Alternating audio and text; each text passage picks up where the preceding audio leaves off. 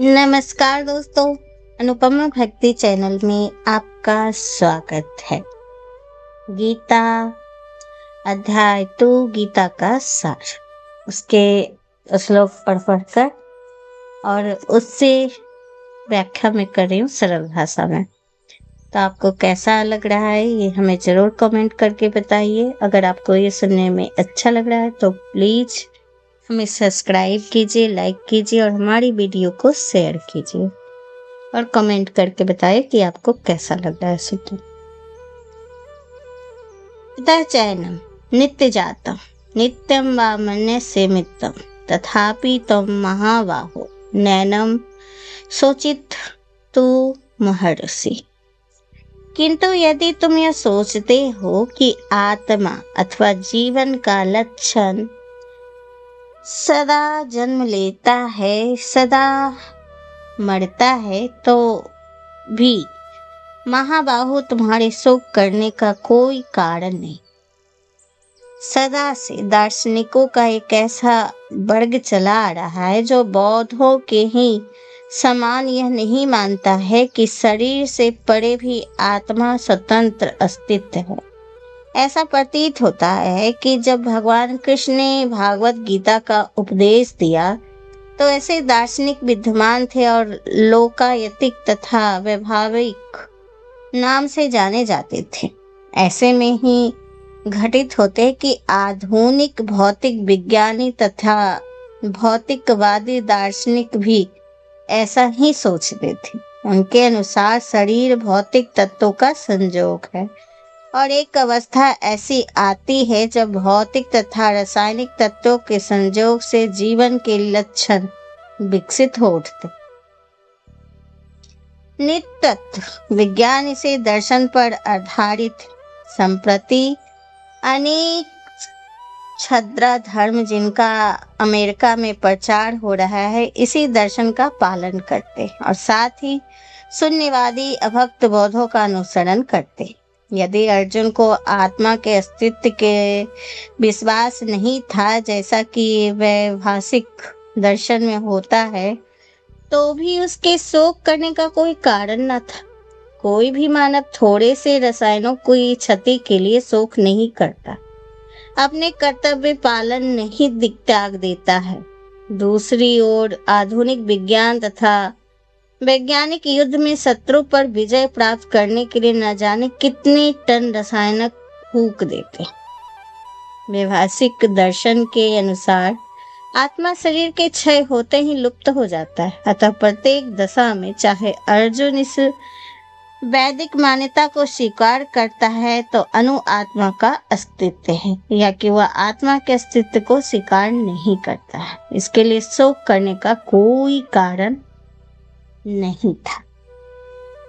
जास्तव ही ध्रुवो मृत्यु ध्रुव जन्म मृत्युस्य च तस्मादि परिहारार्थे न तम सोभी तू महर्षि। जिन्होंने जन्म लिया है उनकी मृत्यु निश्चित है और मृत्यु के पश्चात पूर्ण जन्म भी निश्चित है। अतः अपने अपरिहार्य कर्तव्य पालन में तुम्हें शोक नहीं करना चाहिए। कुरुक्षेत्र का युद्ध भगवान की इच्छा होने के कारण अपरिहार्य था और सत्य के लिए युद्ध करना क्षत्रियों का धर्म। अतः अपने कर्तव्य का पालन करते हुए सज्जनों के मृत्यु से भयभीत या शोकाकुल क्यों, यह विधि कानून को भंग नहीं करना चाहता था, क्योंकि वैसा करने पर उसे उन पाप कर्मों के फल भोगने पड़ेंगे जिनसे वह अत्यंत भयभीत था। अपने कर्तव्य का पालन करते हुए स्वजनों की मृत्यु को रोक नहीं सकता था और यही अनुचित कर्तव्य का पथ चुनाव कर उसे नीचे गिराना होगा। अव्यक्त दीनी भूतानि व्यक्त मध्यानि भारत अव्यक्त निधाने तत्र का परिदेवना। सारे जीव प्रारंभ में अव्यक्त रहते हैं, मध्य अवस्था में व्यक्त होते हैं और विनिष्ट होने पर पुनः अव्यक्ता हो जाते हैं। अतः शोक करने की क्या आवश्यकता है। ये स्वीकार करते हुए कि दो प्रकार के दार्शनिक, एक तो वो हैं जो आत्मा के अस्तित्व को मानते और दूसरे जो आत्मा के अस्तित्व को नहीं मानते। कहा जा सकता है कि किसी भी दशा में शोक करने का कोई कारण नहीं। आत्मा के अस्तित्व को न मानने वाले की वेदांतवादी नास्तिक कहते हैं। यदि हम तर्क के लिए इस नास्तिकवादी सिद्धांत को मान भी ले तो शोक करने का कोई कारण नहीं। आत्मा पृथक अस्तित्व से भिन्न सारी भौतिक तत्व सृष्टि के पूर्व अदृश्य रहते और इस अदृश्य रहने की सूक्ष्म अवस्था से ही हृदय अवस्था आती। इस प्रकार आकाश से वायु उत्पन्न होती है और वायु से अग्नि, अग्नि से जल और जल से पृथ्वी की उत्पत्ति होती। पृथ्वी में अनेक प्रकार के पदार्थ प्रकट होते हैं। एक विशाल गगनचुंबी महाल पृथ्वी से ही प्रकट। अब इसे ध्वस्त कर दिया जाता है तो यह अदृश्य हो जाता है, अतः परमाणु रूप में बना रहता है। शक्ति संरक्षण का नियम बना रहता है, किंतु काल क्रम से वस्तुएं प्रकट तथा प्रकट होती रहती। अंदर इतना ही, प्रकट होने या अप्रकट होने पर शोक करने का कोई कारण नहीं।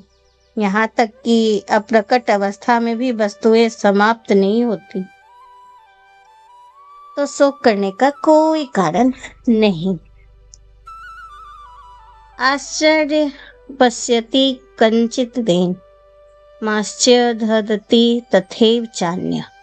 आश्चर्य वैज्ञानमन्य शृणोति श्रितपेन वेद न चैव किंचिता। कोई आत्मा को आश्चर्य से देखता है, कोई उसे आश्चर्य की तरह बताता है तथा कोई आश्चर्य की तरह सुनता है, किंतु कोई इसके विषय में सुनकर भी कुछ नहीं समझ पाता है।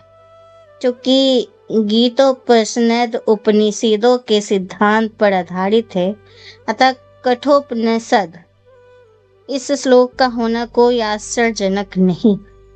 सर्वन्यापि बहुभियो न लव्य सुनतोपि बहतो या न विघो।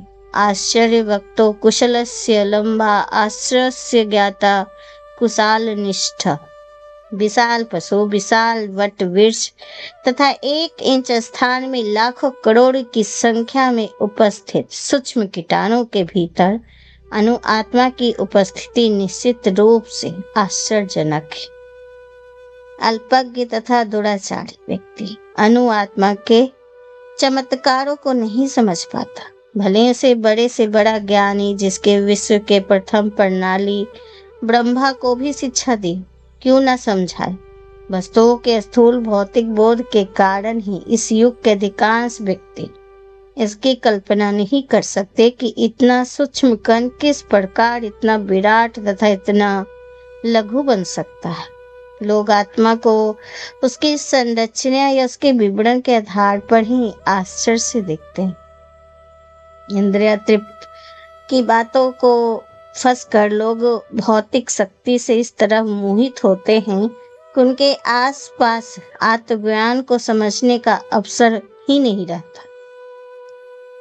ये तथ्य आत्मज्ञान के बिना सारे कार्यों का दुष्परिणाम जीवन संघर्ष में पराजय के रूप में होता है। इसका कोई अनुमान नहीं होता कि मनुष्य को आत्मा के विषय में चिंतन करना चाहिए और दुखों का हल खोज निकालना चाहिए खुद ही। और ये तो सच है कि एक छोटे से जीव के अंदर भी जीव होता है। आत्मा क्या है? एक जीव है। और एक बड़ा सा हाथी के अंदर भी जीव है। तो ये आत्मा जो है या जीव कहिए कि छोटे से छोटे जीव में सूक्ष्म रूप भी धारण कर लेता है और बड़ा सा विराट रूप भी धारण कर लेता है। ये आत्मा क्या है ये समझ पाना मुश्किल है। ऐसे थोड़े लोग हैं जो विषय को सुनने के इच्छुक हैं, अच्छी संगति पाकर भाषण सुनते हैं, किंतु कभी कभी अज्ञानता वश से परमात्मा तथा अनुआत्मा को एक समझ बैठते हैं। ऐसा व्यक्ति खोज पाना कठिन है जो परमात्मा अनुआत्मा उनके पृथक पृथक कार्यों तथा संबंधों को अन्य विस्तारों के सहारे ढंग से समझ सके। इससे अधिक कठिन है ऐसे व्यक्ति खोज पाना जिसके आत्मा के ज्ञान से पूरा लाभ उठाया, जो सभी पक्षी से आत्म की स्थिति का सही निर्धारण कर सके। किंतु यदि किसी तरह आत्मा के विषय को समझ लेता तो उसका जीवन सफल हो जाता है। इस आत्मज्ञान को समझने का सरलतम उपाय है कि अन्य मतों के विचलित हुए बिना परम परमान भगवान कृष्ण द्वारा कथित भागवत गीता के उपदेशों को ग्रहण किया जाए। तभी आप आत्मा के गूढ़ रहस्य को समझ पाएंगे। देहि नित्यवध्यो हम देहि सर्वस्य भारत तस्मात् वर्णीभूतानि तम सोचित महंस। हे भारतवर्षी, शरीर में रहने वाले देही का कभी भी वध नहीं किया जा सकता, अतः तुम्हें किसी भी जीव के लिए शोक करने की आवश्यकता नहीं। स्वधर्मपि चावेक्ष्यत न विस्मितु महर्षि धर्म्यधि युद्धस्योन् क्षत्रियस्य न विद्यते। क्षत्रिय होने के नाते अपने विशिष्ट धर्म का विचार करते हुए तुम्हें ये जानना चाहिए कि धर्म के लिए युद्ध करने से बढ़कर तुम्हारे लिए अन्य कोई कार्य नहीं, अतः तुम्हें संकोच करने की आवश्यकता नहीं। सामाजिक व्यवस्था के 4 वर्ण में द्वितीय वर्ण उत्तम शासन के लिए और क्षत्रिय कहलाता है। छत का अर्थ है चोट खाया हुआ, जो क्षति से रक्षा करे वह क्षत्रिय कहलाता है। त्रायते रक्षा प्रदान करना, क्षत्रियों को वन में आखेट करने का प्रशिक्षण दिया जाता है। क्षत्रिय जंगल में जाकर शेर से ललकारता है और उससे अपने आमने सामने अपनी तलवार से लड़ता है। शेर की मृत्यु होने पर उसकी राजसी ढंग से अन्येष्टि की जाती है। आज भी जयपुर रियासत के क्षत्रिय राजा इस प्रथा का पालन करते हैं। क्षत्रियों को विशेष रूप से ललकारने तथा मारने की शिक्षा दी जाती है, क्योंकि कभी कभी धार्मिक हिंसा अनिवार्य होती, इसलिए क्षत्रियों को सीधे संन्यास आश्रम ग्रहण करने का विधान नहीं। राजनीति में अहिंसा कूटनीतिक चाल हो सकती है, किंतु वह कभी भी कारण या सिद्धांत नहीं रही।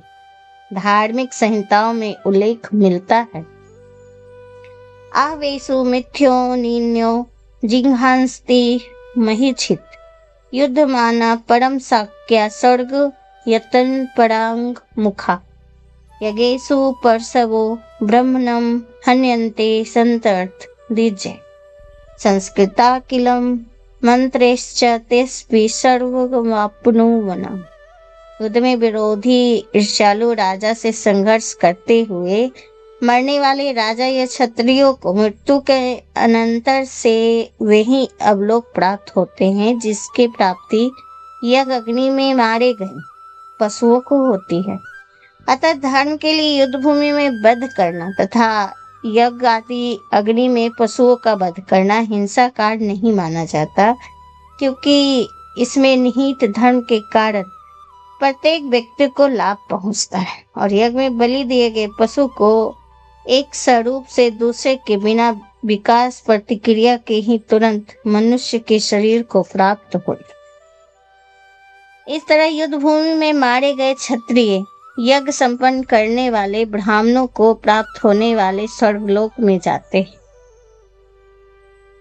स्वधर्म 2 प्रकार का होता है। जब तक मनुष्य मुक्त नहीं हो जाता तब तक मुक्ति प्राप्त करने के लिए धर्म के अनुसार शरीर के विशेष के कर्तव्य करने होते हैं, और जब वह मुक्त हो जाता है तो उसका विशेष कर्तव्य या स्वधर्म आत्मधात्मिक हो जाता है और देहात्म बुद्धि में नहीं रहता है। तब देहात्म बुद्धि है, तब तक ब्राह्मणों तथा क्षत्रियों के लिए स्वधर्म पालन अनिवार्य होता है। यदिच्छा चोपन्नम सर्गदारो वृतम सुखिना क्षत्रिय पर्थ लभन्ते युद्धे में दृश्यम। हे पार्थ, ये क्षत्रिय सुखी हैं जिन्हें ऐसे युद्ध के अवसर अपने आप प्राप्त होते, जिससे उनके लिए स्वर्गलोक के द्वार खुल जाते हैं। विश्व के परम गुरु भगवान कृष्ण अर्जुन को इस प्रवृत्ति की भर्त्सना करते हुए जब वो कहते हैं कि इसे युद्ध में कुछ भी तो लाभ नहीं दिख रहा, इससे नरक में शाश्वत वास करना होगा, अर्जुन द्वारा ऐसे वक्तव्य केवल अज्ञानता थे। वे अपने स्वधर्म के आचरण में अहिंसक बनना चाह रहे थे, किंतु एक क्षत्रिय के लिए युद्ध भूमि में स्थिर होकर इस प्रकार अहिंसक बना मूर्खों का दर्शन